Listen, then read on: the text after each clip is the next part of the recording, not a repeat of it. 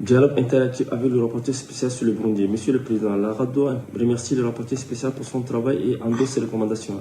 L'état actuel de la situation au Burundi est comparable à un malade en pleine convalescence. C'est pourquoi la RADDHO appuie pleinement la prolongation du mandat du rapporteur spécial. Cependant, la RADDHO s'inquiète de la persistance du cercle vicieux de l'impunité des violations massives et graves des droits humains depuis 2015. Les défenseurs des droits de l'homme et les journalistes sont toujours victimes des harcèlements, des tentatives d'assassinat, de torture et des détentions arbitraires dans le pays. C'est le cas de Sandra Moaza, emprisonnée pour avoir critiqué dans un groupe WhatsApp. Emilienne Thibomana, une syndicaliste emprisonnée pour dénonciation des actes d'abus social sur les élèves de l'école Chris Roy de Mouchacha où elle était secrétaire. Elle croupit toujours en prison depuis 18 mois après qu'elle a été acquittée en juillet 2022. Le juge qui l'a défendu a subi des représailles et vit dans la clandestinité.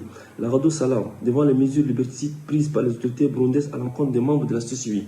La RADDHO relève que 4 ans après le début du mandat du président Evariste Ndayishimiye, le Burundi demeure encore dans le déni total des droits humains.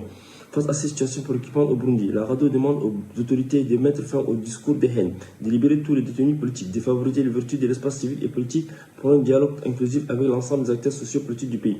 Elle invite les autorités à assurer et à garantir la pleine coopération avec les détenteurs des mandats de procédures spéciales sans entrave. Enfin, la RADDHO invite au démantèlement des milices Imbonerakure. Je vous remercie pour votre attention.